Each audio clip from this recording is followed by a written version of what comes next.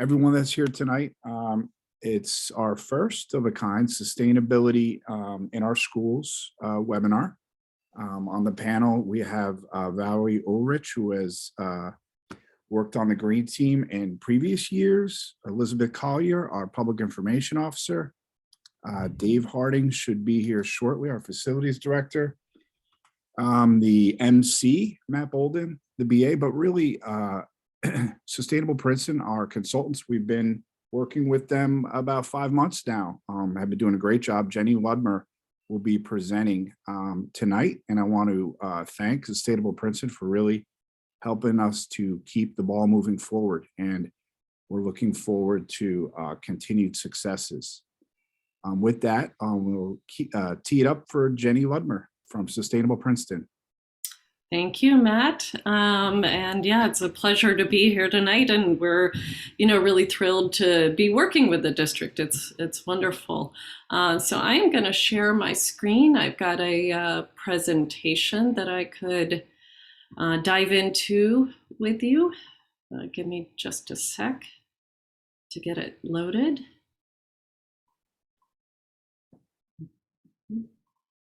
Oops, hit the wrong button.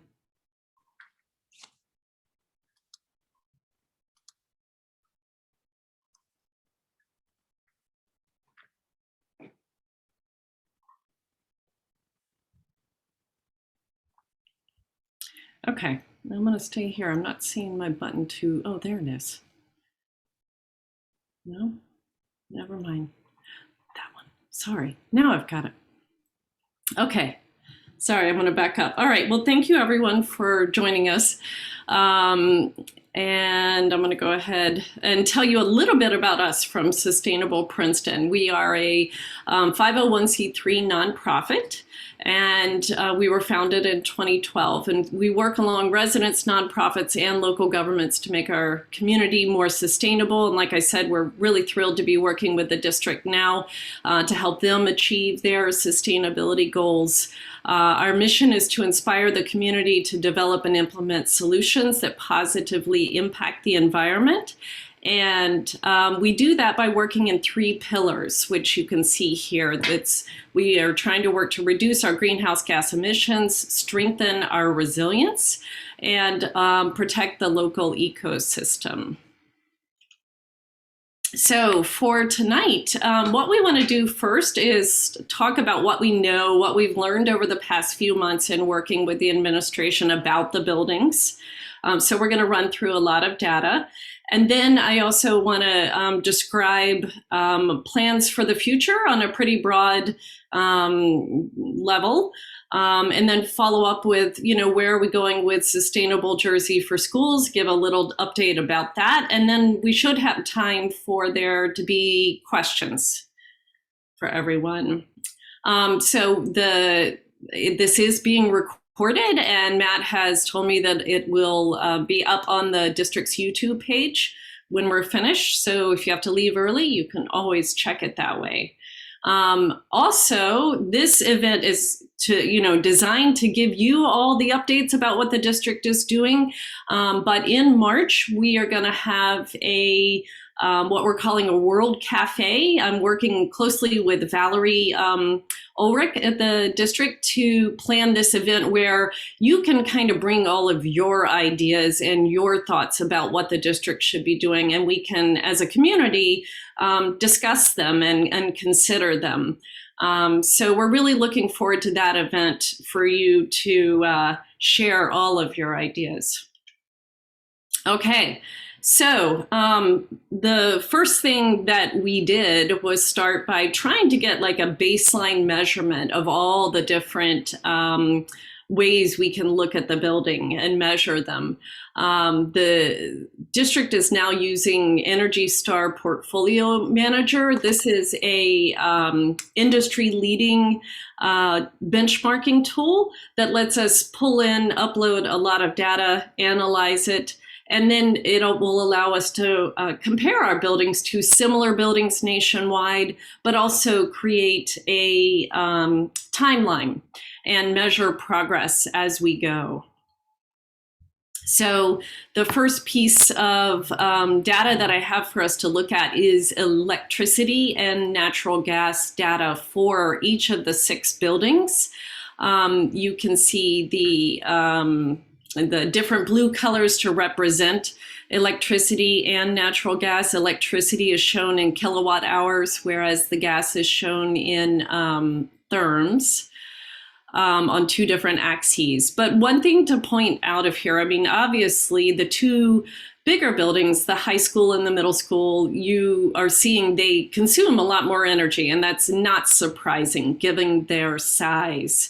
The elementary schools, I apologize. I flipped. Okay, there we go.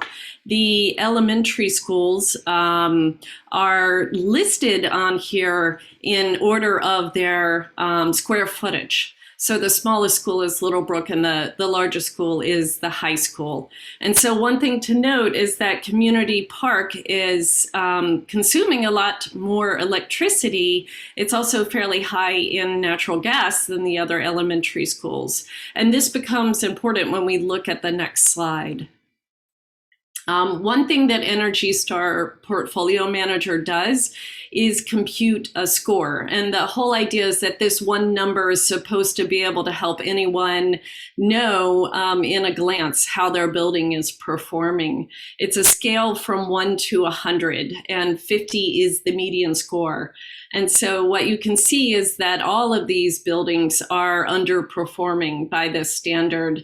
And we were really surprised to see that Community Park Elementary School came up with a very low score. And that has to do with that higher electricity use that I pointed to in the previous slide. All of this is not, again, benchmarking isn't to depress anyone. The goal behind it is to say, okay, now we know, now we've got a picture of our energy performance. So what can we do to improve it? And I'm excited that the district is thinking that way.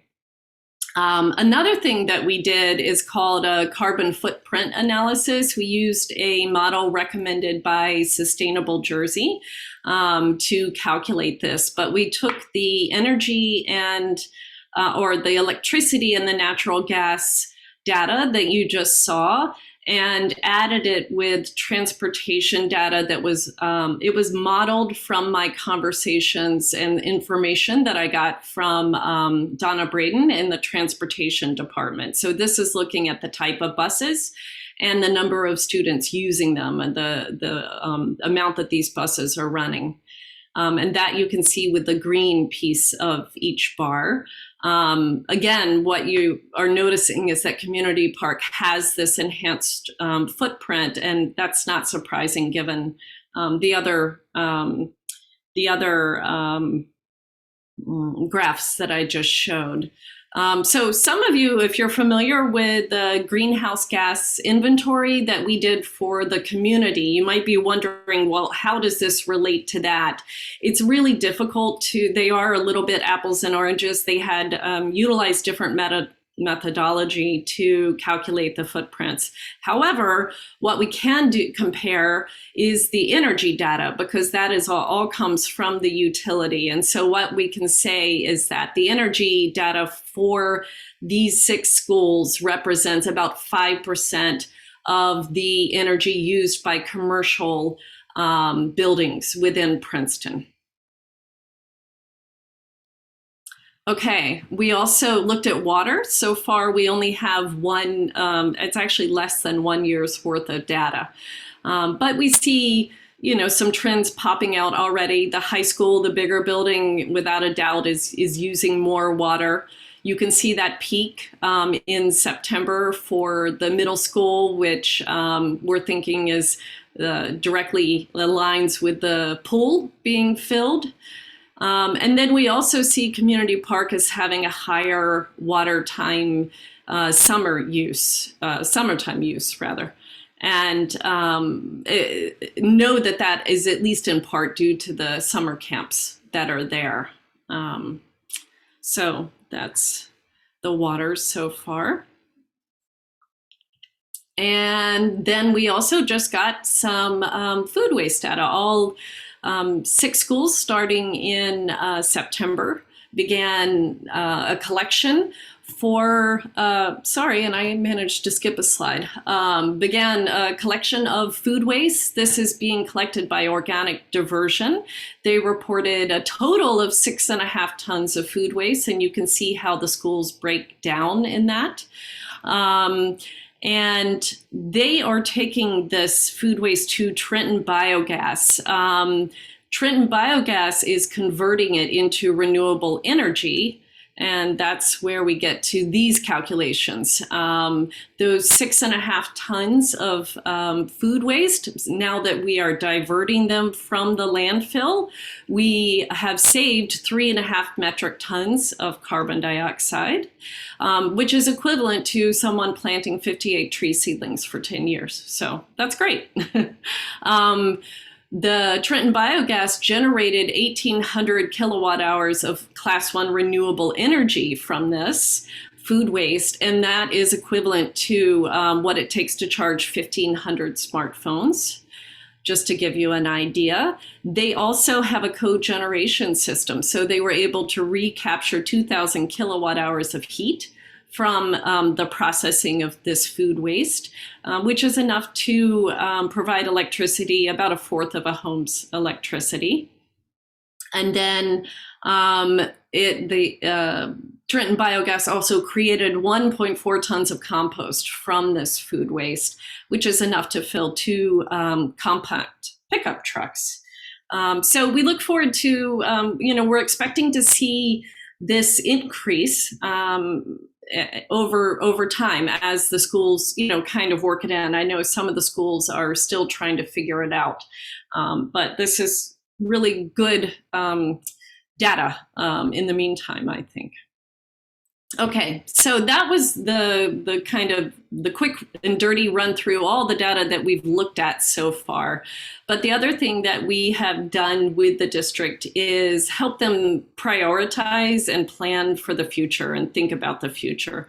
You'll note I've got the word draft on this timeline, and that's because things change. Some things might get moved back, just at processing time, supply chains, you never know. Some things might get moved up. If we find out that there's these new grants for electric buses that are available to our area, we would definitely prioritize that and move it back up. But this is a general idea of what we're trying to do. We've broken it down into the same 5 sectors of the Princeton Climate Action Plan. So the first thing that we can talk about are the plans and actions for energy. One thing that the district did this summer was upgrade LED lighting throughout the 4 elementary schools. They also installed new HVAC units and other essential equipment, and they took advantage of a state program called Direct Install that covered 80% of the cost. So this was a wonderful thing that they have already been able to do. And unfortunately, we're not quite seeing that in our analysis of the data yet because it happened at the end of the summer, really. But we look forward to, over time, hopefully seeing some changes because of this effort. And then you might be wondering, well, why was it just the 4 elementary schools? And that's what brings us to the next slide. The high school and the middle school are larger buildings, of course, and so they don't apply for the direct, or they don't, they're not eligible for the direct install program. However, we can still take on similar energy saving programs through what's called an energy savings improvement plan. This is a financing mechanism that allows schools to make these energy related improvements using the value of the energy savings that they would get from these improvements. So it's a way to bring in all of these upgrades at no cost to the taxpayer or the district. And so this is something that we've started investigating and thinking about with a plan to hopefully begin this process over this year. And it would also allow us to take another look at the 4 elementary schools, because there are other things we'd like to bring that I've heard the district wanting to bring in, like lighting controls, other ideas like that. Solar, of course, is another thing that a lot of people are eager to see happen. So I'm happy to say that this is definitely on our radar. Now that the referendum was passed, roof work would begin this summer, and we would have to wait, of course, for all of that roof work to finish. I think 2024 was the last I heard. Correct me if I'm wrong, Matt. And so at that point, that's when we could bring in solar. The whole idea is that we would do this using a mechanism that does not involve upfront cost. And so that's called a power purchase agreement. And in return, a third party would buy, install, and maintain the solar, and then they get the tax incentives that the district isn't eligible for and the solar credits to offset the costs. So in return, we are hosting the panels. We get to the schools get to reduce their utility expenses often markedly, and they don't have those upfront costs. So that's a great system, but still a couple years away because of the roof work. So back to the timeline, the other thing that we're looking into is EV charging. Like I said, we are still eagerly looking for bus electrification opportunities, but at the current time, we're not seeing that there's financial mechanisms available for that. So you might be wondering, well, why would you install EV chargers at the schools? And the reason for that is that it's happening everywhere. The workplace charging is what supports people that are commuting, being able to make the transition. EV sales are booming. It's a third of all new shoppers are considering one. And then there's 10,000 private workplace chargers in the US already. And of course, the millennials are driving much of this with their shopping and their buying power. Around in this area, a number of workplaces already have EV charging, most all of the higher educational facilities, but also a number of large companies. I tried to find other New Jersey public schools that have done this, and the only 2 I could find are in Neptune. That's Neptune Middle School and Midtown Community Elementary School. So the district would really be among the first in the state if they were to find avenues to do this. The other one thing that we're going to be doing shortly is the district's going to be sending out a survey to staff and teachers at the schools to try to ascertain what your level of interest is in this ability. Just so you know, in our region, there are over 60 electric vehicle models available, and the range of what those cars look like is rapidly changing. There are calculators where you can go and think about, okay, I'm commuting this much, and I normally use, this many miles, the cost of gas is this much. Here's what I can save if I switch to an electric vehicle. There's a map of 600 public charging stations throughout New Jersey. So this idea of range anxiety is definitely dissipating as there are more and more charging stations pop up.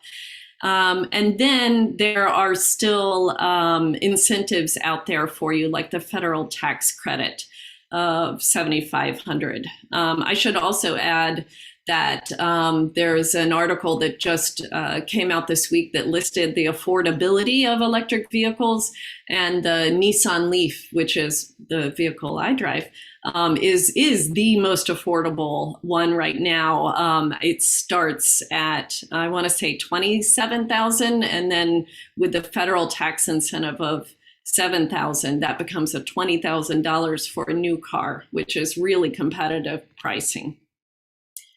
Okay, so the other thing that we have been looking into pertains to natural resources. So this is looking at the possibility to electrify landscaping equipment, but also looking at the basins that are at the schools and what we can do with those.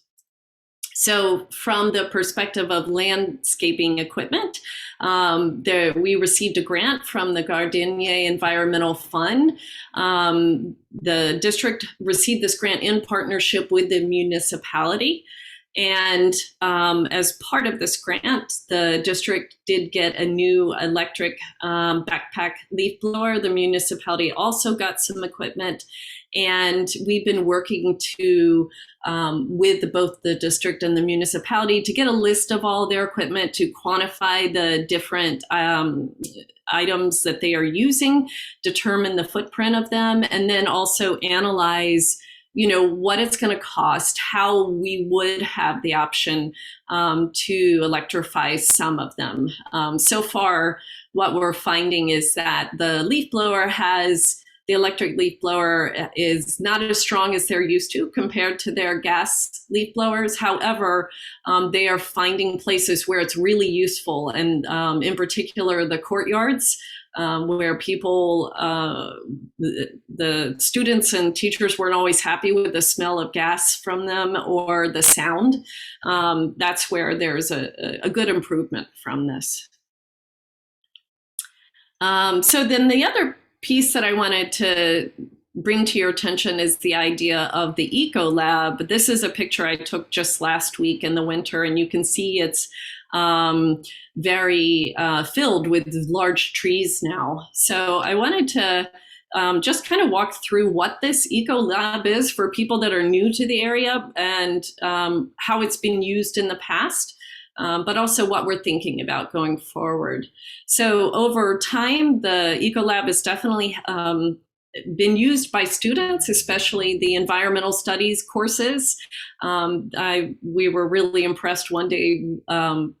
Matt and I were there to check it out and talk with the watershed, and we saw a couple kids jumping right down in there as we were watching it. So we know it is getting used that way. We certainly know that there is habitat that it is providing. And I'm sorry, I want to back up and say all these pictures that we have, and the fact that we've been able to get this history is thanks to Steve and Hiltner and his blog at Princeton Nature Notes. So all of these images, except for that first one I took, are from his webpage. So even crayfish at one time were found in this ECOLAB, but lots of different flowers and ideally, hopefully native species are there as well. It's changed over the years. It was about 15 years ago in the spring of 2009. You can see this picture when it was initially planted through support from the U.S. Fish and Wildlife Service. It was grass. I heard that it was just kind of a soggy grass area. And so they had the idea to bring in native plants at that time. And almost immediately, these willow trees that are there started to grow. This is just 1 year later. These are very fast-growing trees. With time, they kept growing. This is a picture from 2011. And there have been efforts to try to rein them in. I know volunteers in particular have worked on this, wielded chainsaws. Student volunteers as well have brought out clippers, but they kept growing. And this was a picture after a flood in 2016. And so they've really taken over, and all the initial flowers that were planted are really shaded out now because of the trees. And so you can see now, I'm back to this original picture I took where some of these are, towering over the building. They're so large. So this is a challenge for this structure because trees have roots and they're generally not recommended near critical infrastructure. We don't want to be damaging pipes that are there or anything else. So we're trying to work with the district to figure out better ways to manage it. We know that the outflows and the inflows need to be clear and accessible. This has to be maintained by staff. And we also know that the adjacent buildings have flooded in the past. And so we want to make sure we're taking, considering that and trying to figure out ways to prevent that. And so one idea is whether or not we could restore it to something like this, something more like a meadow.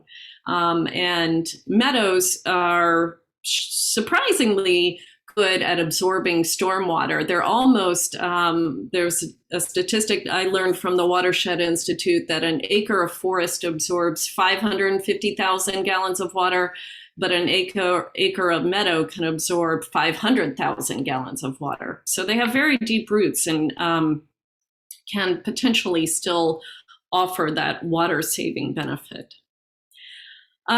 So in terms of Sustainable Jersey for schools, all 6 schools are still registered with Sustainable Jersey, but they have their certifications have passed over time. So one thing that we are trying to help schools with, if they want to achieve and bring back certification, I am going through and documenting all the efforts that the district has done that I've just mentioned, and I'm getting them into the system so that now the schools have a strong backing so that if they want to achieve reclaim certification, it's there for them. A lot of people ask me, well, why would we do this? This takes time, it takes effort. It's definitely for bragging rights. Those are always good. But more importantly, it's for grant opportunities, and Sustainable Jersey for Schools also offers incredible just resources and information so that when you're trying to plan new activities, you get to learn from other schools that have already taken those on. I'm also happy to report that there are green teams active at almost every school. I am still waiting for someone to step up at the middle school. And if you are a parent there, I hope you'll get in touch with me because I'd love to see green teams active at every school. One thing they can be doing if they want is assisting in the Sustainable Jersey for Schools certification. So to help them with that, I created what I'm calling a cheat sheet of all the actions that are relevant for parent volunteers to take on and help the schools be more sustainable. So definitely reach out to me or your school's PTO if this is an area you're interested in participating in, because I know that the PTOs could use your help. And then finally, I just want to do another plug for our March 16 event. Valerie, if you have anything to add about what we're doing there, feel free to chime in. Yeah, so when you're working with a lot of people, especially in a virtual environment, sometimes discussions are hard to sort of manage so that every voice has an opportunity to be heard. A World Cafe is actually, it's a discussion protocol. You can Google that to learn a little more about it. But the big idea is that we have discussion around critical and important questions. And so Jenny and I have been really exploring the whole realm of sustainability and interest among the public about what those critical questions will be.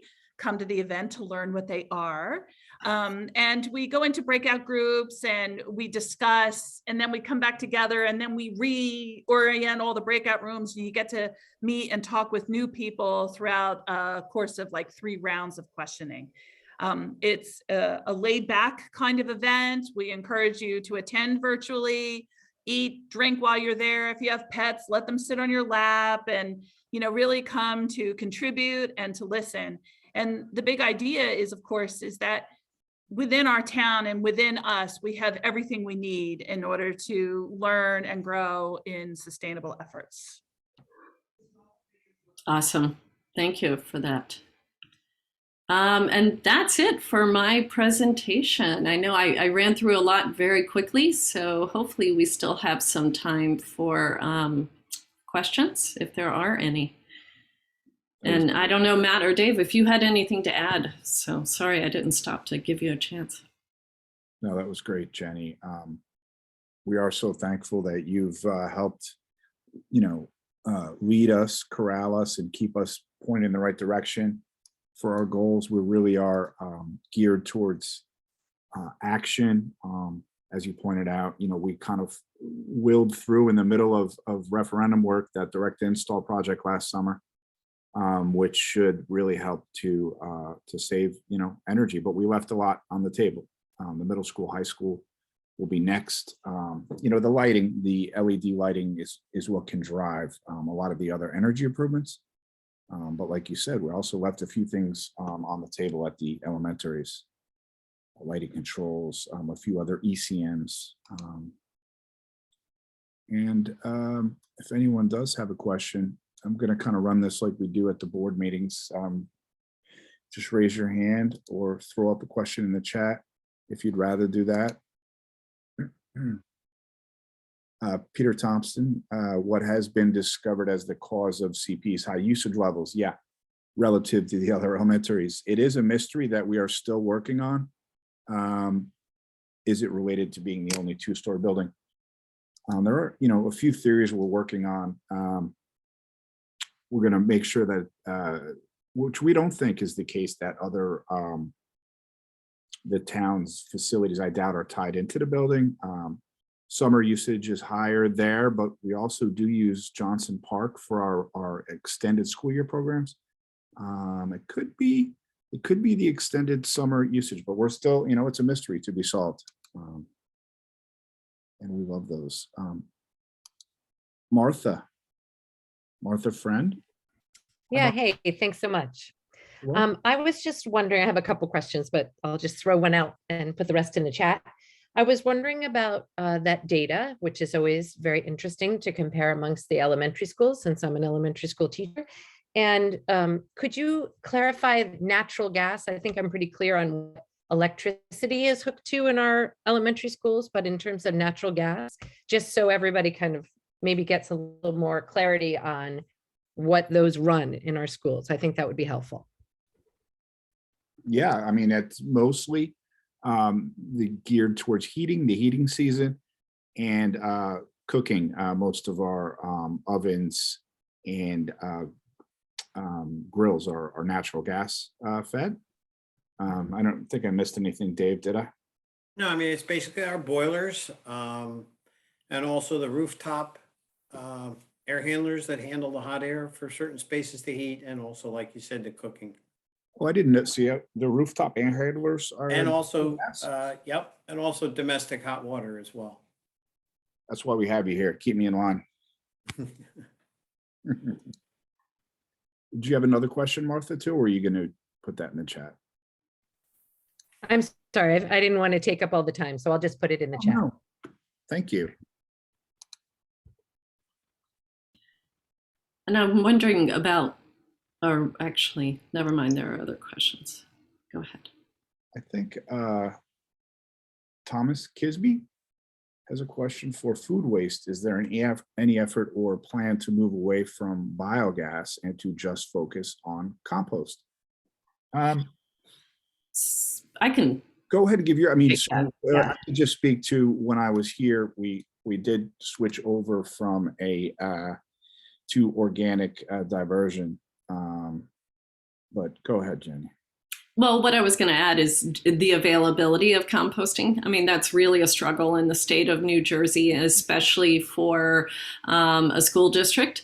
And the reason, and for residents, honestly, the reason is they fear contamination from both of those, from residents and schools. Just because there's so many people that have their hands in it, and it's hard to get the rules out. But there's, I think, organic diversion is the place, the option right now, is really the way to put it. Yeah, I mean, we had heard stories and they seemed verifiable, at least, that there were other providers out there that were just putting them into landfill and then so we did some research and kicked the tires on organic diversion, and they seemed more committed to this process than some of the other players, not to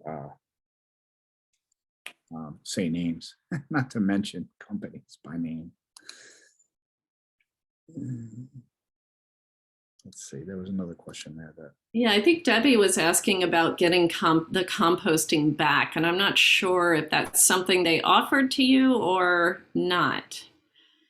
But that's a good question. Yeah, they're community relations. Why is her name escaping me? Is Gail? Say that again? Gail? Yeah, Gail's very. We should pose that question to her. Okay. She's very helpful with helping us get the data, and then it's really been helpful trying to get the programs at the schools kicked off. I get it back for a fee. There's another question there, I think, about CP regarding the Airedales. It's a little hard to draw those conclusions at this point. And that's based on a lot of things. We're just getting the controls underway, so we haven't really been able to schedule and modulate things the way we should. So we'll be able to answer that a little better moving forward, I think. They're also not metered separately, so we have to kind of watch that. The bin data would be the same, I guess, for all the schools, but we have to see if that compares in excess the way the other utilities are showing. Martha has a great question. One that's really, can I say really anymore, close to my heart. Single-use packaging is a huge issue during COVID, and at least in our elementary schools. And I agree. It is horrendous, Martha says. Is there any way for us to get back to using trays and silverware? And the answer is yes. We should be pivoting hopefully very soon. And I 100% agree to that. Not to name names again, but I specifically have turned down numerous purchase orders in the school district to buy plasticware and on occasion styrofoam. So these are things we will not procure or buy as a school district if I have anything to do with it. And we do want to get away from that as soon as possible. And I agree 100% with that. What about the transportation of students by car and potential increase in biking and walking? Very popular in the community movements. It's actually, I think, I would have to say the Princeton community maybe ahead of other communities. It seems like the students really love it. And I noticed this fall that and that may have been a little slightly driven by COVID, but bike racks were full this fall. Mm-hmm. And absolutely something that we, safe biking and walking is a great way to reduce greenhouse gas emissions. I could add on to that, Matt, that many of the schools have like walk to school events where they encourage kids and make it sort of a big event to walk or bike to school on any particular day. They happen several times over the course of the year as well to encourage more and more kids to walk or bike to school. Yeah, and I know the PTOs can help with that as well. And also many of the principals have been, I've got children in the district, so I can say that many of the principals at times will push out messages encouraging walkers and bikers also, especially at the middle school and the high school, to reduce the congestion that happens there from all the vehicles. But I don't know if maybe your question was about data, and that isn't something that we have tried to track yet. In theory, we could be counting bikes at bike racks, but that isn't on the radar just yet. There's a question from about this sustainability of the other gardens around. I think all the elementaries have gardens. I can't speak to the sustainability. I hope we're not dumping chemical fertilizer in the gardens, but I can't speak to that. We do have garden educators, I believe, at each building. But we could, that's something that we can work on together internally, team, and try to gather some of that data too. That's a good question.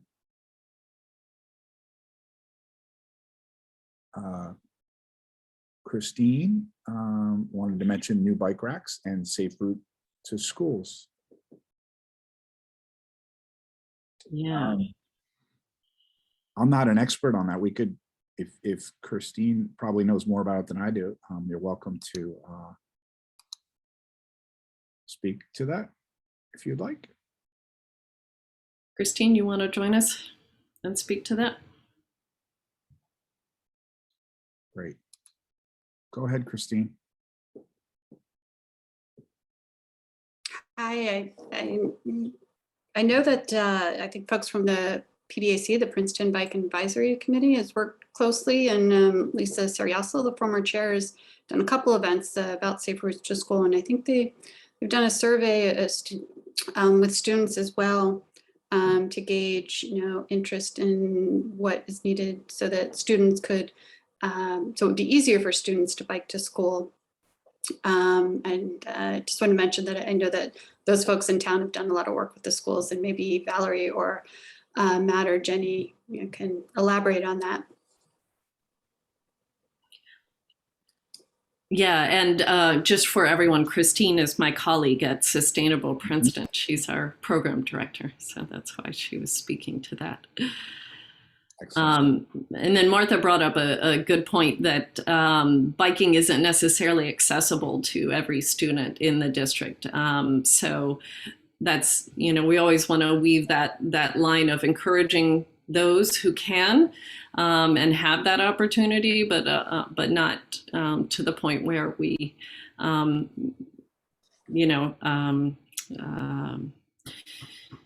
not where we go too far in that, I guess is what I'm trying to say, because there are students who don't have the ability or to do that. Yeah, it's also not great to bike down Rosedale Road.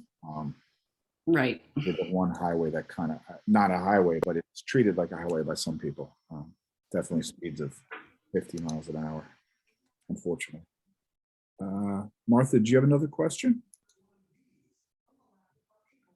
Go ahead. Sorry about that. I know. No, great. This is all near and dear to my heart. So I think one thing that we need to address also is the personnel issue in the district that I know every district is struggling with, but so many of the reasons that I think things aren't happening in schools, or maybe we're wasting more energy or whatever it is, we're not on our recycling, and is that there just isn't enough personnel, period, whether it's custodial staff, folks in the lunchroom to even watch the kids, let alone make sure we're taking care of food waste bins. Teachers are, covering for every other teacher. So I just think that needs to be acknowledged as a district. And if there's anything we can do, finding money to pay folks more subs, whatever it is, to get personnel in the building, that would allow things like at our lunchrooms, maybe every bag doesn't have to be stuffed already packaged with something that the kids aren't going to eat. So we're kind of talking about food waste, but maybe that's not something to applaud.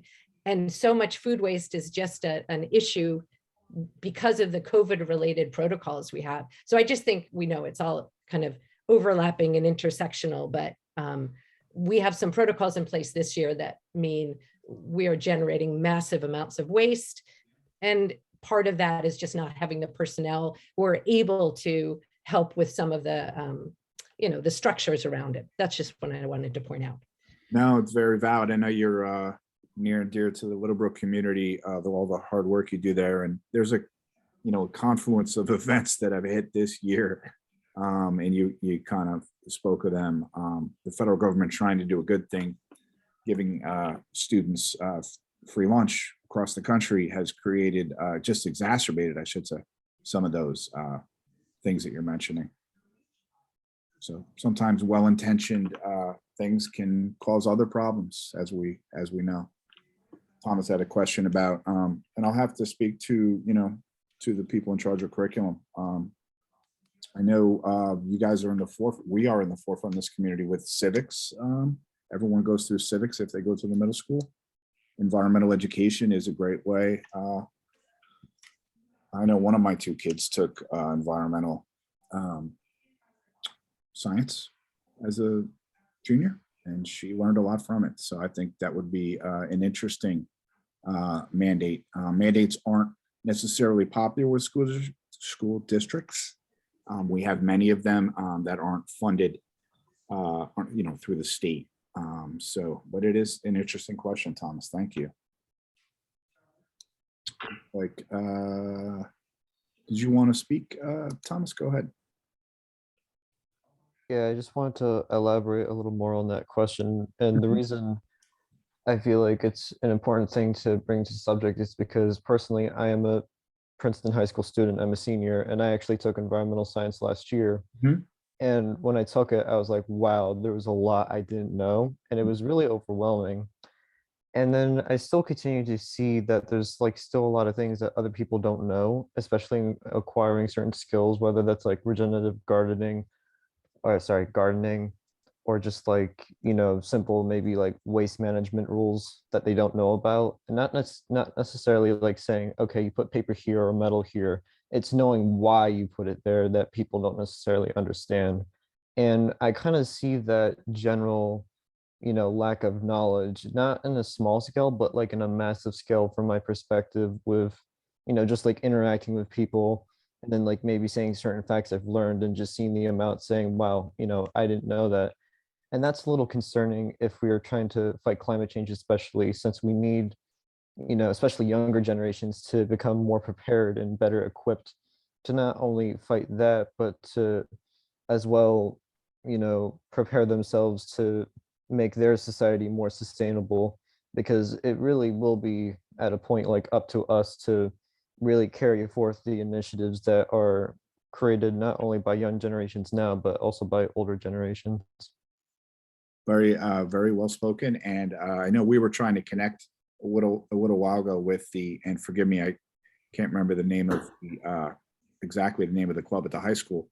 But in my mind, some of the points you hit on would be that if we could leverage that club to help educate some of our younger students at some of our other schools to help improve some of our sustainability practices, maybe that's something we can work on at the end of this, going into the end of this school year, and put it in play for next year. And so I appreciate your comments there, Thomas. And I look forward to connecting with your group.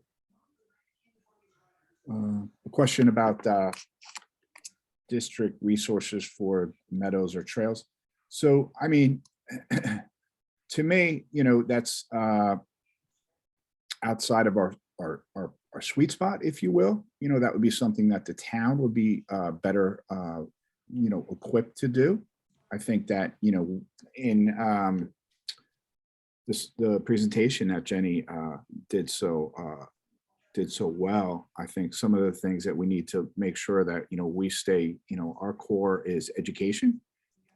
So, there are DNR Greenway access. There is DNR Greenway access, behind Johnson Park, but that's something that I don't really think the school district per se is well equipped to address.